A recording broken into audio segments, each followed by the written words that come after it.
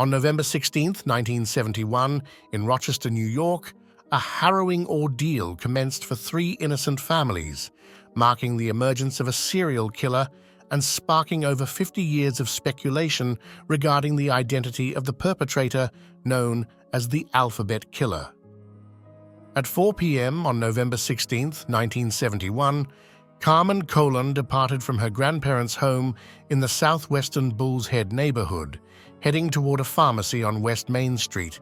She was on her way to pick up a prescription for her grandmother, merely 2 blocks away.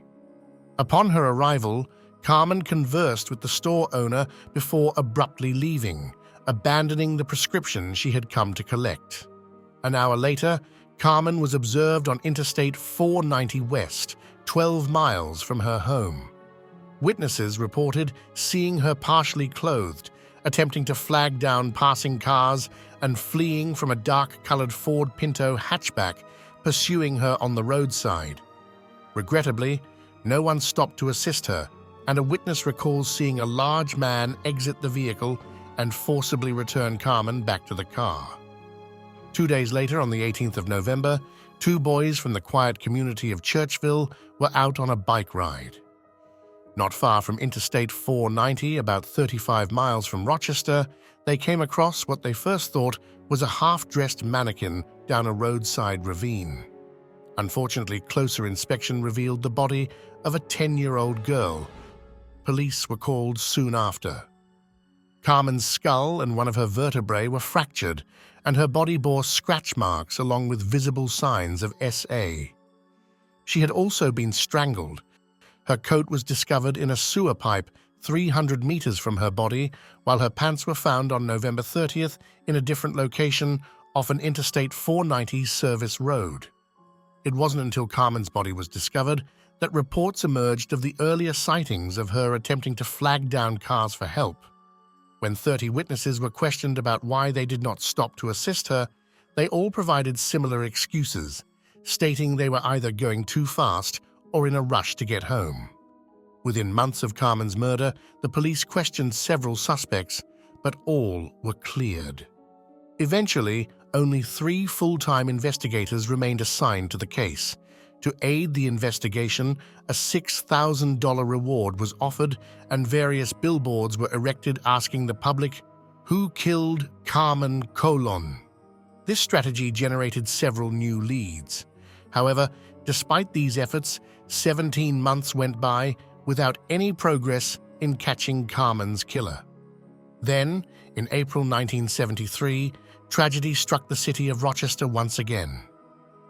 On April 2nd at 5 p.m., 11-year-old Wanda Walkowicz left her home on Avenue D to go to a grocery store just 3 blocks away on the east side of Rochester.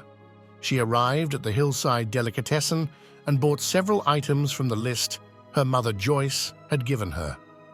15 minutes after arriving at the store, Wanda was seen walking down Conkey Avenue alone with groceries in hand, while a brown car appeared to be following her.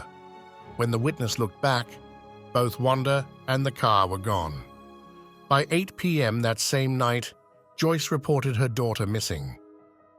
Approximately 50 detectives extensively searched several square miles, including the area around the Genesee River, a location Wanda was known to play, as well as the delicatessen and her home. Regrettably, their exhaustive efforts did not lead to the discovery of Wanda. The following day, at 10:15 a.m., approximately 7 miles from Rochester, an alone policeman found the fully clothed body of Wanda at the base of a hillside along an access road to the State Route 104 in Webster. Her body looked as if it had been thrown from a vehicle moving at speed due to the location and position she was found. The autopsy revealed troubling insights into Wanda's demise. Evidence of SA was present, alongside indications of ligature strangulation. Disturbingly, her body had been reclothed, and she had been provided food prior to death. Furthermore, adding to the perplexity of the case, white cat fur was found on her clothing, despite her household lacking any pets with such distinctive fur. Flyers were distributed, and an anonymous tip line was introduced. A $10,000 reward was offered for any information, culminating in an arrest and subsequent conviction. Unfortunately, no useful leads were gained. Initially, Carmen's case remained disconnected from Wanda's, owing to disparities and differing modus operandi evident in each crime. However, behind the scenes, a sheriff's sergeant who had previously investigated Carmen's case was redeployed to a newly formed task force dedicated to investigating Wanda's case. 7 months after Wanda went missing, another tragedy struck as 11-year-old Michelle Manza went missing whilst also running an errand for her mother. On November 26, 1973, Michelle departed from her school at approximately 3:20 p.m., heading towards the North Goodman Street shopping plaza.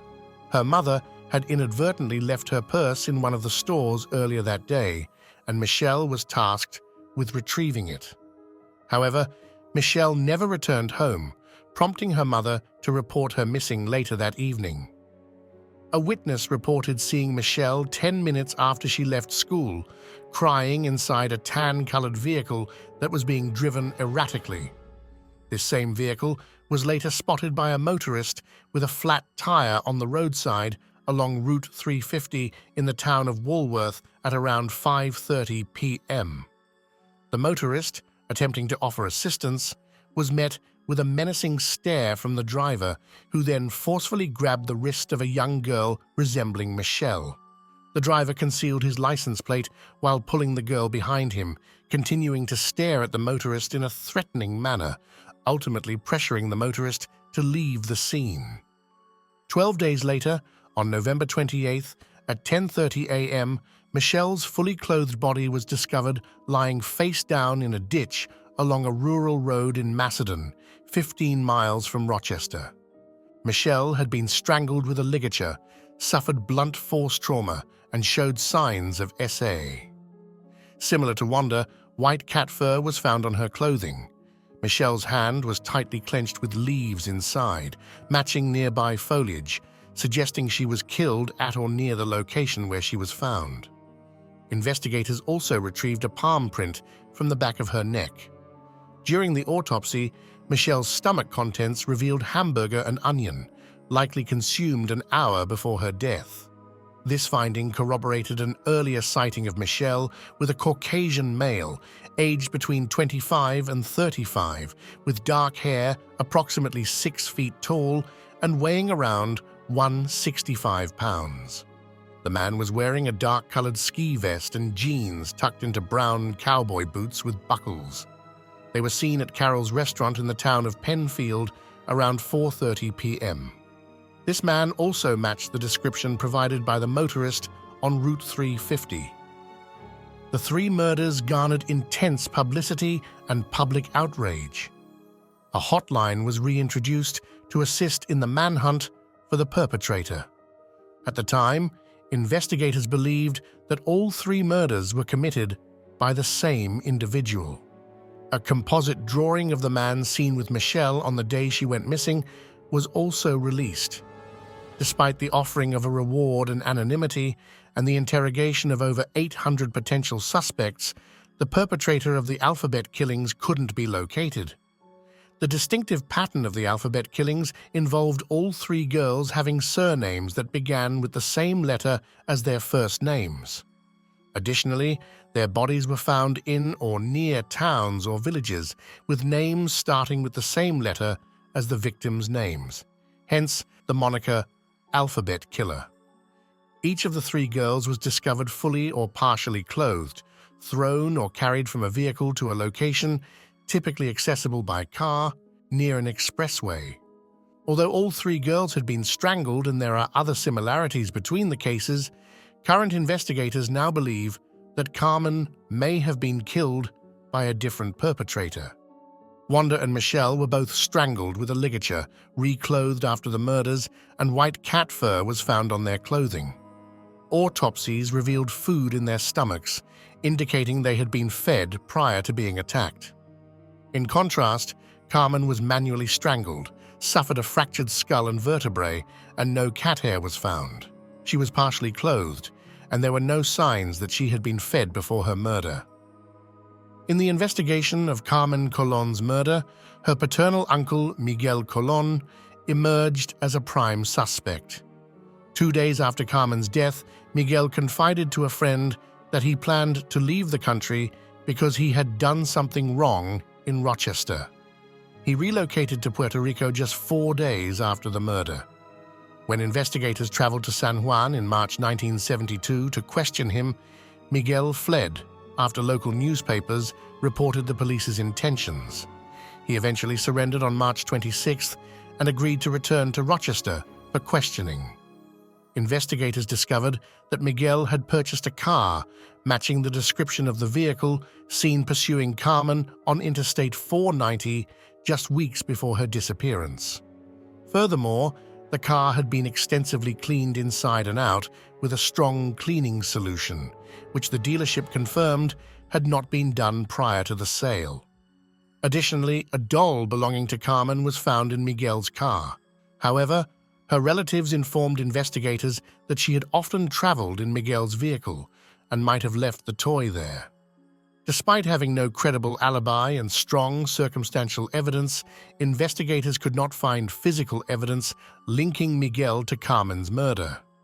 In 1991, at the age of 44, Miguel took his own life after an incident in which he shot and wounded his wife and brother. Over the years, there have been several suspects considered in the Alphabet Killer case. However, either no direct evidence has linked them to the crimes or they have been ruled out, such as through DNA evidence found at the crime scene of Wanda Wolkowicz. In 2009, following a series of articles by the Democrat and Chronicle newspaper, which included an interview with Carmen's mother, Guillermina, around 20 new leads were sparked for investigators. Unfortunately, none of these leads developed into new suspects. Nevertheless, the Rochester Police Department remains committed to solving this case, which continues to be an ongoing investigation. Over 5 decades have passed since 3 young girls tragically lost their lives, and sadly, this case still remains unsolved and unresolved. Thank you for watching.